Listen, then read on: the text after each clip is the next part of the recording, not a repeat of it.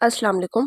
आज हम लोग क्लास 11th की न्यू बायोलॉजी बुक के चैप्टर 1 का लेक्चर नंबर 2 देख रहे हैं। लास्ट टाइम हम लोगों ने जो है 3 डोमेन्स मेन डोमेन्स को जो है वो डिस्कस किया था, जिसमें हम लोगों ने कहा था कि एक डोमेन हमारे पास बैक्टीरिया होती है, सेकंड हमारे पास आर्की होती है और थर्ड होती है यूकेरियोट्स। तो आज हम लोगों ने डोमेन आर्की को जो है वो डिटेल से स्टडी करना है। तो यहाँ पे वो कहते हैं कि इन द 5 किंगडम सिस्टम, वो कहते हैं कि हम लोग जानते हैं कि तमाम जितनी भी हमारे पास लिविंग ऑर्गेनिज्म है उनको हम लोगों ने 5 किंगडम सिस्टम में डिवाइड कर दिया। तो वो इसी वजह पे, इसी बेस पे वो कहते हैं कि in the 5 kingdom system the domain was included in this domain was included in kingdom Monera. वो कहते हैं कि अगर हम 5 किंगडम सिस्टम देखें तो ये जो हमारे पास आर्की की डोमेन है ये किस में आती है? ये किंगडम मोनेरा में आती है। The name archaea come from Greek archaios. अब वो कहते हैं ये जो आर्की हम लोगों ने वर्ड वो किया हुआ है ये कहाँ से आया है? एक ग्रीक वर्ड से आया है जिस जो है आर्कियोस, जिसका मतलब है एंशियंट, मतलब बहुत पुराने। तो ये बहुत पुराने हमारे पास लिविंग ऑर्गेनिज्म होते हैं। They are prokaryotic, prokaryotes. अच्छा, प्रोकैरियोट्स होते हैं, लास्ट टाइम भी हम लोगों ने देखा था। प्रोकैरियोट्स हमारे पास ऐसे लिविंग ऑर्गेनिज्म होते हैं जिनके अंदर डीएनए मटेरियल तो पाया जाता है, लेकिन उनके डीएनए मटेरियल के गिर्द जो है न्यूक्लियर वॉल नहीं होती। तो हम ये कहते हैं कि ये जो है इनके अंदर न्यूक्लियस नहीं होता। ठीक है। Pro mean before, karyon mean nucleus, मतलब न्यूक्लियस से बिफोर जो लिविंग ऑर्गेनिज्म थे उनको हम प्रोकैरियोट्स कहते हैं। विच डाइवर्ज, जो कि डाइवर्ज हुए फ्रॉम बैक्टीरिया, बैक्टीरिया से इन वेरी एंशियंट टाइम, बहुत पुराने वक्तों में। ठीक है, ये बहुत पुराने वक्तों में कहाँ से अखज़ हुए थे? बैक्टीरिया से अखज़ हुए थे। नेक्स्ट वो बात करते हैं कि individual archaeans range from 0.1 micrometre to over 15 micrometre in diameter. वो कहते हैं अगर हम इंडिविजुअल आर्कियंस की बात करें और उनके साइज की बात करें तो उनकी रेंज होती है 0.1 माइक्रोमीटर से 15 micrometre in diameter. Some from aggregate, लेकिन कुछ होते हैं वो इकट्ठे रहते हैं, एग्रीगेट्स बना देते हैं और फिलामेंट या फिलामेंट्स बना देते हैं।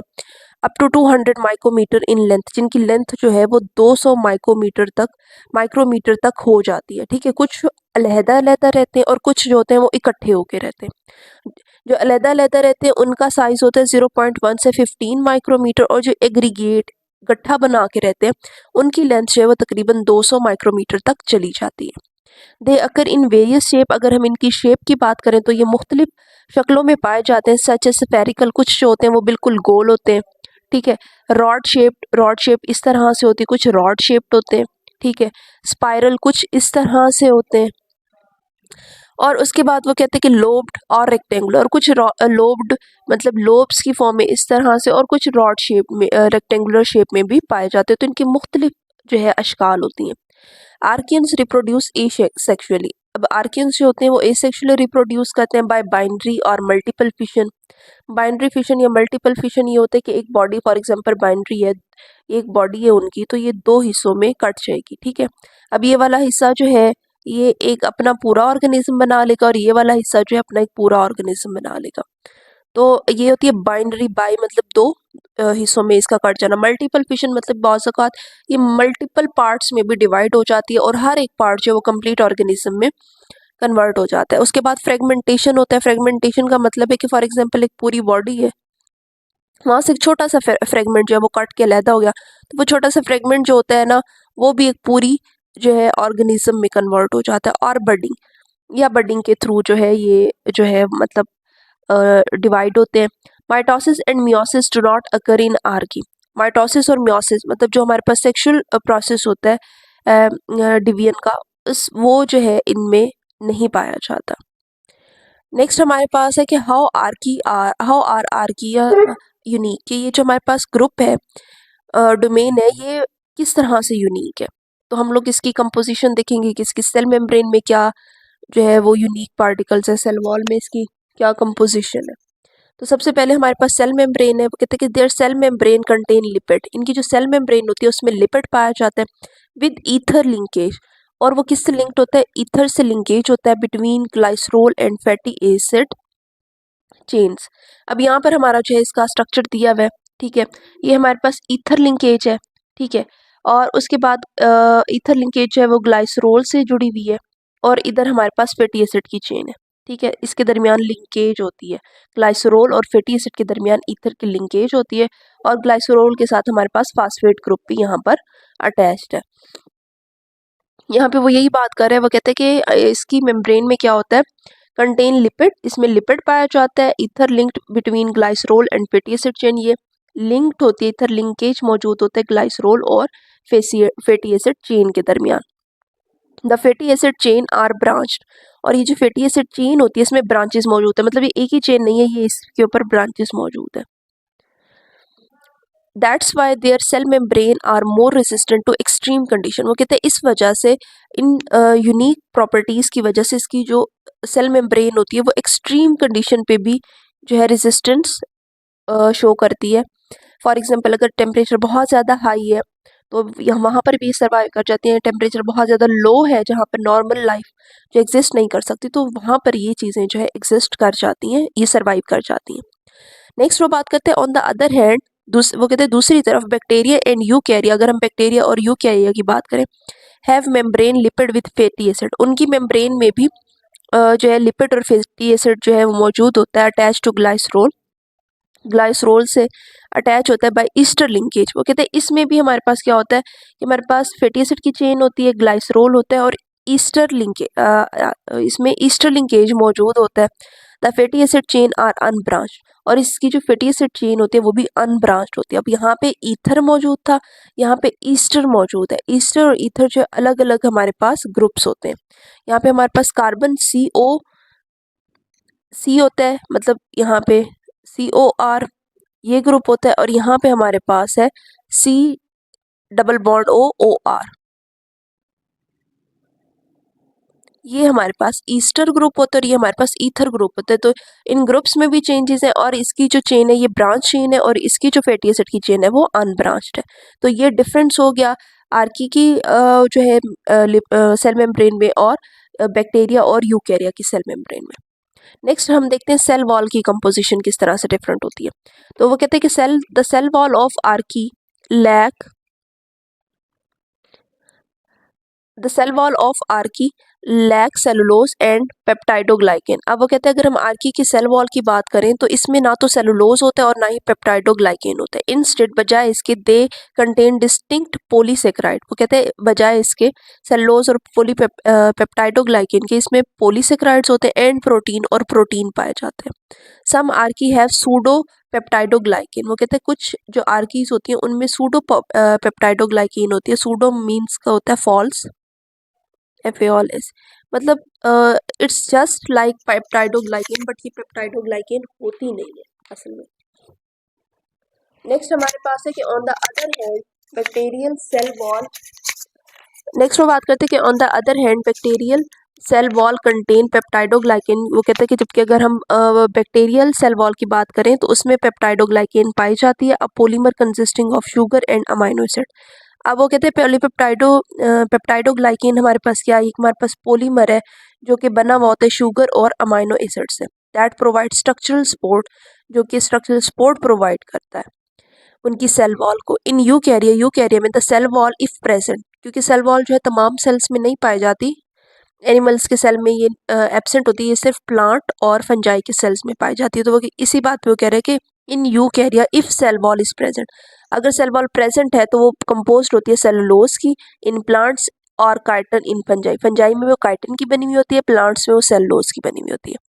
जबकि अगर हम जो है बैक्टीरिया की बात करें तो वो पेप्टाइडोग्लाइकेन की बनी हुई होती है, और अगर हम आर्की की बात करें तो आर्की में हमारे पास जो होती है वो पॉलीसेकेराइड और प्रोटीन से बनी हुई होती है। तो ये इनकी सेल वॉल की कंपोजिशन हो गई।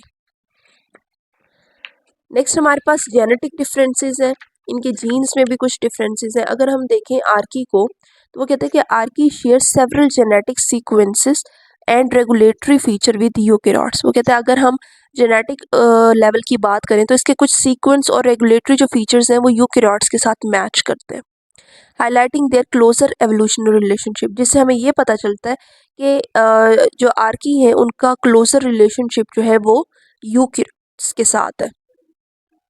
नेक्स्ट हमारे पास है मेटाबॉलिज्म। अगर मेटाबॉलिज्म की बात करें तो Archie have unique metabolic process. वो कहते हैं आर्की जो होती हैं उनका मेटाबॉलिक जो प्रोसेस है वो बिल्कुल यूनिक है, लाइक मेथानोजेनेसिस।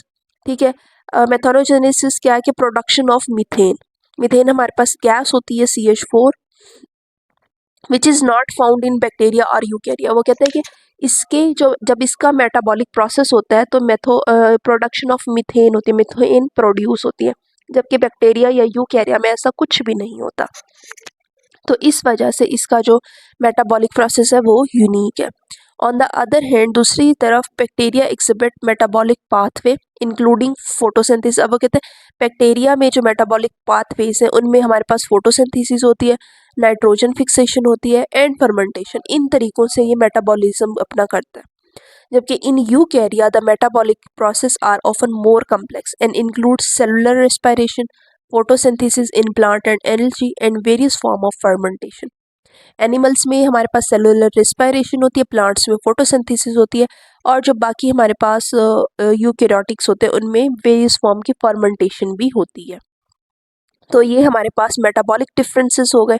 नेक्स्ट है हमारे पास मेजर ग्रुप ऑफ आर्की।